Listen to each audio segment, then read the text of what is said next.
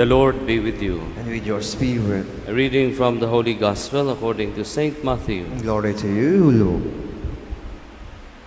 When the Magi had departed, behold, the angel of the Lord appeared to Joseph in a dream and said, Rise, take the child and his mother, flee to Egypt, and stay there until I tell you.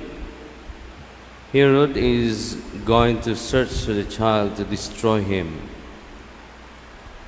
Joseph rose and took the child and his mother by night and departed for Egypt. He stayed there until the death of Herod. That was the Lord had said through the prophet might be fulfilled.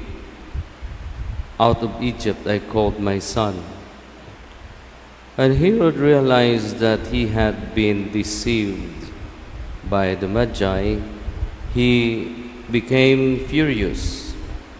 He ordered the massacre of all the boys in Bethlehem and its vicinity 2 years old and under, in accordance with the time he had ascertained from the Magi.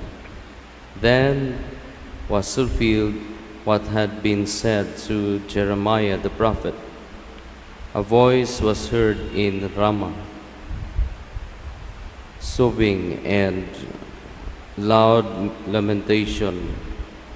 Rachel accepting for her child, weeping for her child, and she would not be consoled, since they were no more.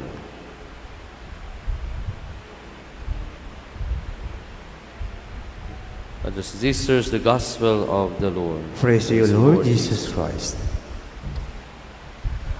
May buntag mga igsoon.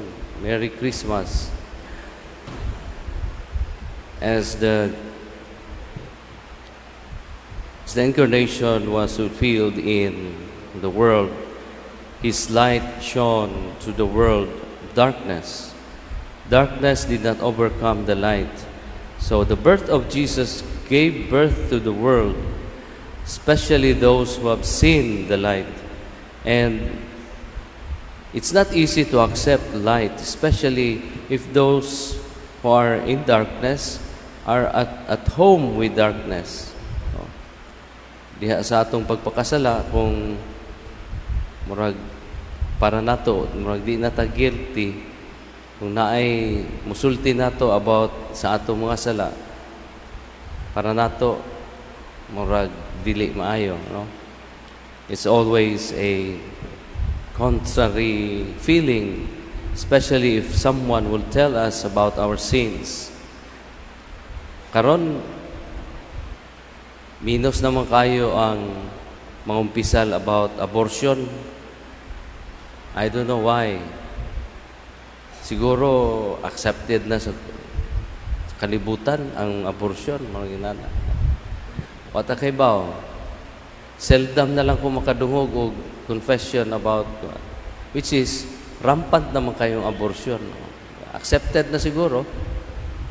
Kung imo nang iwali about abortion, masuko na ng mga babae nga para nila, this is my body. I have the right to choose kung unsa man. And my brothers and sisters, the light of Christ would give hope and peace to the world, especially those who are in darkness. It's like according to the responsorial psalm, our soul has been rescued like a bird from a hunter's snare, fowler's snare.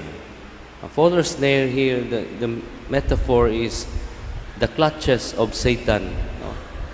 Ang mga kuko ni Satanas, no? Muna siya ay fowler's snare, ang iyang trap. Especially kitang mga tao, as we journey with this life, we have a lot of temptations. We face temptations every day, every moment in our life. And this is the work of Satan. Now, in the Gospel,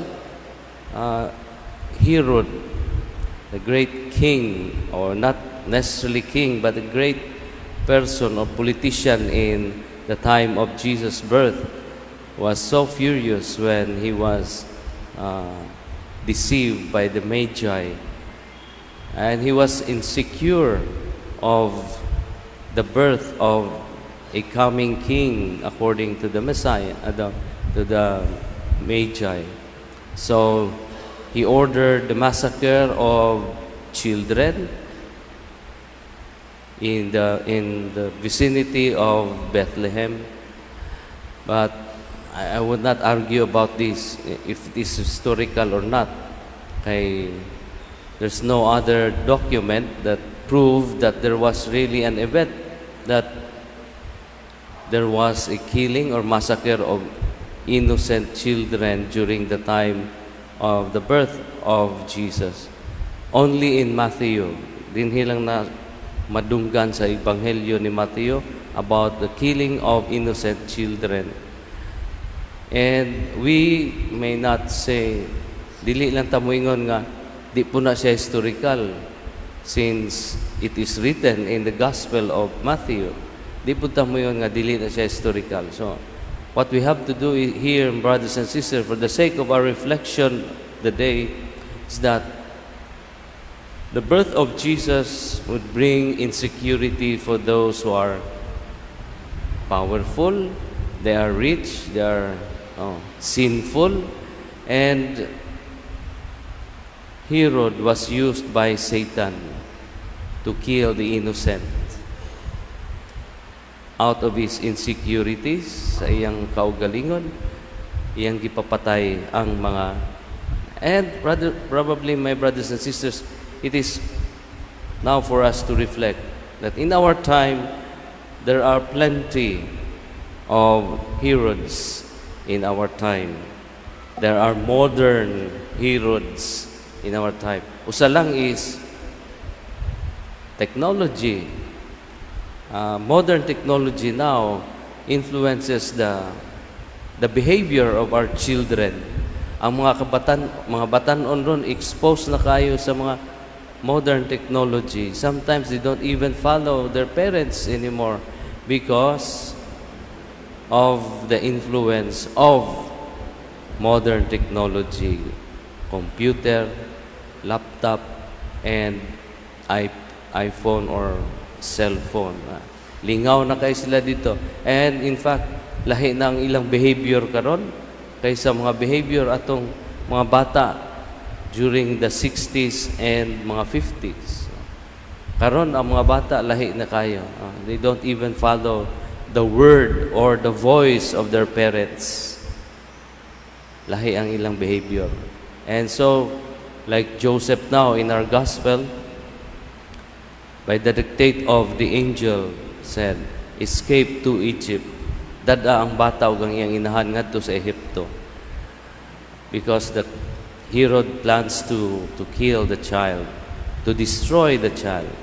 Mao sa na siguro atong himuon, mga igsoon, as adults of this world, ang mga kabatanunan atong i-guide. We have to protect them sa ilang future because always Satan is always on the go.